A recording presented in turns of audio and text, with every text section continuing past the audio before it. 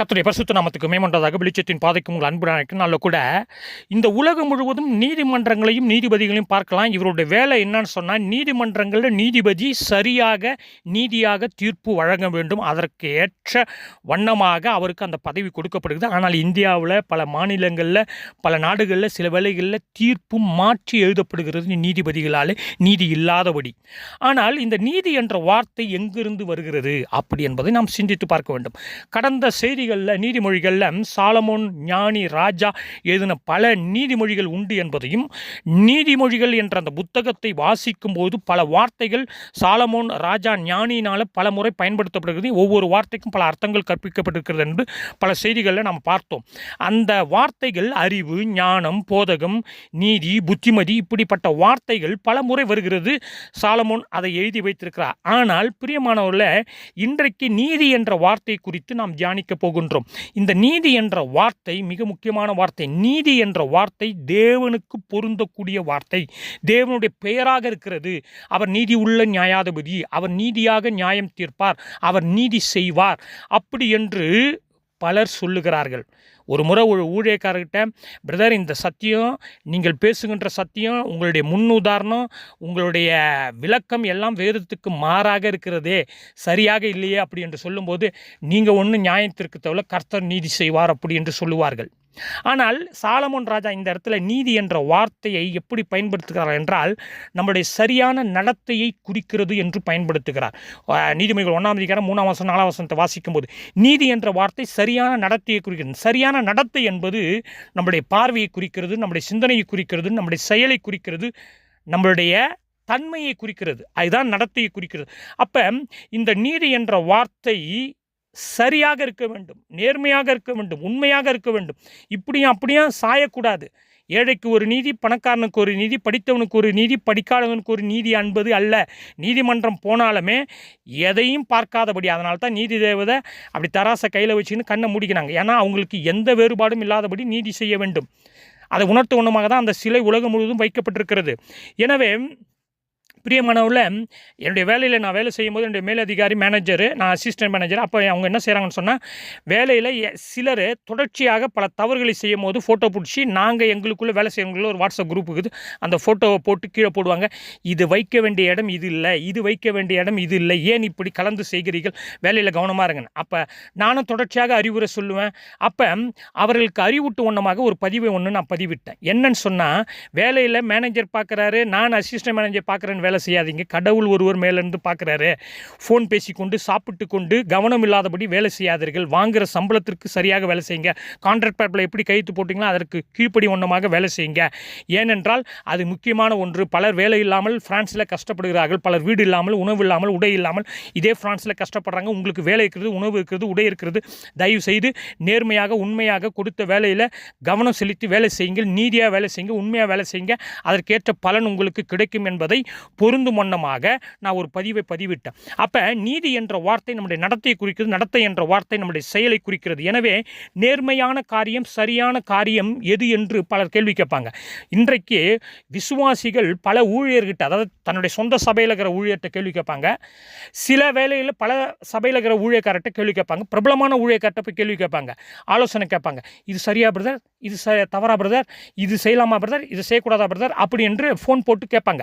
ஆனால் பிரியமானவர்களே, இந்த ஊழியக்காரர்களாம் நீங்கள் கேள்வி கேட்பதோ ஆலோசனை கேட்பதோ தவறு என்று நான் சொல்லவில்லை. ஆனால் அந்தந்த ஊழியக்காரர்கள் அந்தந்த கொள்கை பின்னணியில் வந்திருப்பார்கள், அந்தந்த கொள்கையை படித்திருப்பார்கள், அந்தந்த கொள்கையை அவர்கள் உயர்த்தி பிடித்தும் வண்ணமாகத்தான் அவர்களுடைய பதில் இருக்குமே தவிர, பல வேளைகளில் நானே பல ஊழியக்கார்ட்ட கேள்வி கேட்கும் போது அவர்களுடைய பதில் அவர்களுடைய கொள்கைக்கு ஏற்ற வண்ணமாக இருக்கும் தவிர சத்தியத்தின் வண்ணமாக இருக்காது. சத்தியத்தை ஆராய்ந்து பார்க்கும்போது என்ன இவர் இப்படி பேசுகிறார அப்படி என்பதை என்னால் கண்டுபிடிக்க முடியும். ஆனால் அவர் கொள்கையைத்தான் அவர் உயர்த்தி பிடிப்பார் தவிர, அவர் பின்னணியைத்தான் அவர் உயர்த்தி பிடிப்பார் தவிர சத்தியத்தின்படி அவர் ஆலோசனை சொல்ல மாட்டார். எனவே அதனால தான் நான் என்ன சொல்லுவேன்னு சொன்னால், விசுவாசிகள் சில வேளையில் ஊழியக்கார்ட்ட போய் கேட்பாங்க, பிரதர் நகை போடலாமா போடக்கூடாதா, வெள்ளை புடவை தான் கட்டணுமா, கலர் ட்ரெஸ் தான் போடணுமா, எது எப்படி பிரதர் அப்படின்னு சொல்லிட்டு கேட்பாங்க. காதலிக்கலாமா காதலிக்கக்கூடாதா, குடிக்கலாமா குடிக்கக்கூடாதா. அடுத்தது கேட்பாங்க, அந்நிய பாஷை இருக்குதா இல்லையா, தீர்க்க தரிசனம் இருக்குதா இல்லையா, அப்போஸ்தலர்கள் இருக்குதா இல்லையா, பட்டங்கள் போடலாமா போடக்கூடாதா. இப்படி பல கேள்விகளை பல ஊழியக்கார்ட்ட திரும்ப திரும்ப கேட்பாங்க. பல ஊழியர்களும் திரும்ப திரும்ப யூடியூப்பில் அப்படிப்பட்ட செய்திகளை போட்டுக்கொண்டே இருப்பார்கள்.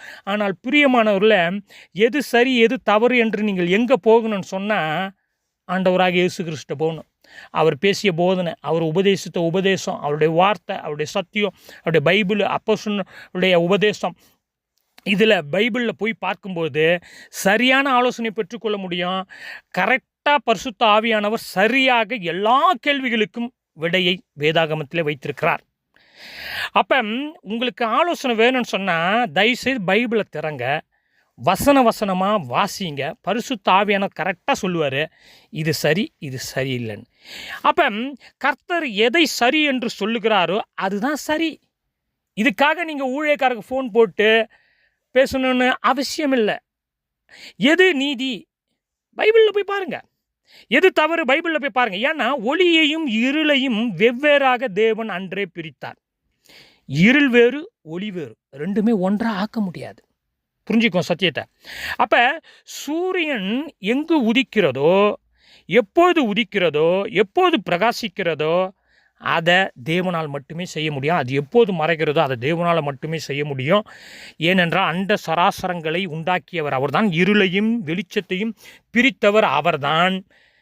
அவரால் அல்லாமல் எதுவுமே இல்லை. அவர்தான் பைபிளில் முதலாக நீதியை குறித்தும், தவறு எது என்பதை குறித்தும், பாவம் எது என்பதை குறித்தும், அநீதி எது என்பதை குறித்தும், வெளிச்சம் எது என்பதை குறித்தும், ஒளி எது என்பதை குறித்தும் வெவ்வேறாக பிரித்து காண்பித்தார்.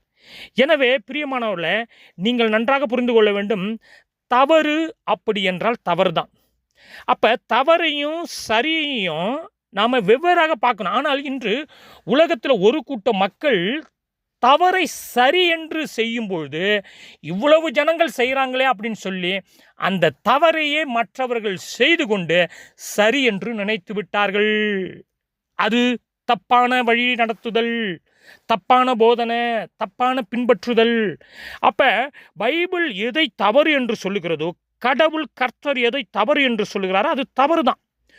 ஒளினா ஒளி தான், இருள் என்றால் இருள் தான், நீதி என்றால் நீதி தான், அநீதி என்றால் அநீதி தான். ரெண்டையும் அதாவது ஒருமைப்படுத்தி ஒத்து பார்க்கவே முடியாது. அதனால்தான் தேவன் பரிசுத்தம் உள்ளவர். அந்த பரிசுத்தமுள்ள தேவனுக்கு முன்பாக பாவம், தவறு ஒருபோதும் கிட்ட சேர முடியாது. அப்போ அவரை பின்பற்றுகிற நீங்களும் நானும், பரிசுத்தம் உள்ளவர்களாக வாழ அழைக்கப்பட்ட நீங்கள் நானும் தவறு சரி எது என்பதை கண்டுபிடிக்க வேண்டும். அப்போ நீதி என்ற வார்த்தை, நான் சீக்கிரமாக முடிக்கிறேன், நீதி என்ற வார்த்தை சரியான நடத்தையை குறிக்கும் வண்ணமாக சாலமோன் ஞானி எழுதி வைத்திருக்கிறார். எனவே பிரியமானவர்களே, நீங்கள் தீர்மானம், உங்களுடைய வாழ்க்கையினுடைய தீர்மானம். நேற்று ஃப்ரான்ஸில், அதாவது பைபிள் பல கிறிஸ்தவ புஸ்தகங்கள்லாம் விற்கிற இடத்துல போய் வாங்கும்பொழுது அங்கே ஒரு சின்ன ஒரு புக்லெட் எடுத்து பார்த்தேன். அந்த புக்லெட்டில் 80 சென்டிம் யூரோ தான். அப்போ அந்த தலைப்பு என்னன்னு சொன்னால், இந்த உலகத்தில், இந்த பூமியில் நீ வந்த நோக்கம் என்ன, இந்த உலகத்தில் தேவன் உன்னை வைத்திருக்கின்ற நோக்கம் என்ன, அடுத்தது உன்னுடைய வாழ்க்கையினுடைய பீத்து, அதாவது குறிக்கோள் என்ன, அப்படி என்று போடப்பட்டிருக்கிறது. ஆனால் பிரியமானவர்களே, நாம் இந்த பூமியில் இருக்கின்ற நோக்கம் என்ன? இப்போ கிறிஸ்மஸ்ஸு தொடங்க போது. இன்றைக்கு காலைக்கு நான் கடைக்கு போனேன். பார்த்தா அவ்வளோ சொக்கலாங்க, குடிங்க மைக்கை வச்சு விளம்பரம் பண்ணிக்கிறாங்க. பெரிய பெரிய குடி பாட்டில் அடிக்க இருக்குது. அதாவது குடிச்சு போட்டு நன்றாக சாப்பிடக்கூடாதுன்னு சொல்ல, ஜூஸ் குடிக்கக்கூடாதுன்னு சொல்ல, நான் அல்கோலை பற்றி பேசுகிறேன். அல்கோலுக்கு நான் எதிரானவன்.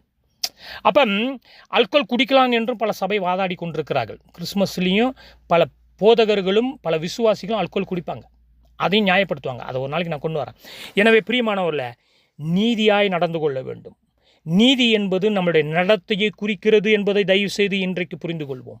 நீதி உள்ள நியாயாதிபதி, நீதி செய்கிறவர், நீதி உள்ள கர்த்தர், நம்முடைய வாசல்படியிலே நீதி நியாயாதிபதியாகிய கர்த்தர் நிற்கிறார். அவர் நீதி செய்ய வரப்போகிறார். எனவே அப்படிலாம் தயவு செய்து ஊழியர்களோ விசுவாசிகளோ நாம் சத்தியத்திற்கு மாறாக பேசி தயவுசெய்து, இப்போ வரப்போகுது 1ஆம் தேதி ஜனவரி 1, இப்போயே தொடங்கிடுவாங்கன்னு வச்சுங்களேன். கர்த்தர் இப்படி அப்படின்னு சொல்லிட்டு பொய் உருட்டுகளை, தீர்க்க தரிசன உருட்டுகளை இப்படி வைப்பார் அடுத்த வருஷத்தை அப்படின்னு உருட்டுகளை உருட்டு கொண்டிருப்பாங்க.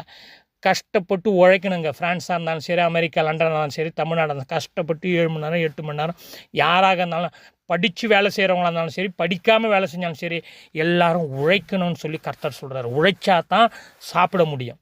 ஆனால் பொய் உருட்டுகளை, பொய் தீர்க்க தரிசனம், பொய் ஆசீர்வாதங்களை சொல்லி மக்களை ஏமாற்றி பணம் பறிக்கிற, காணிக்கை தசம்பாகம் பறிக்கிற ஊழியக்காரங்களை குறித்து தமிழ்நாட்டிலையும் சரி, உலகம் முழுவதும் இருக்கிற ஊழியக்காரங்களை குறித்து பிரான்ஸாக இருந்தாலும் சரி, எச்சரிக்கையாக இருங்க.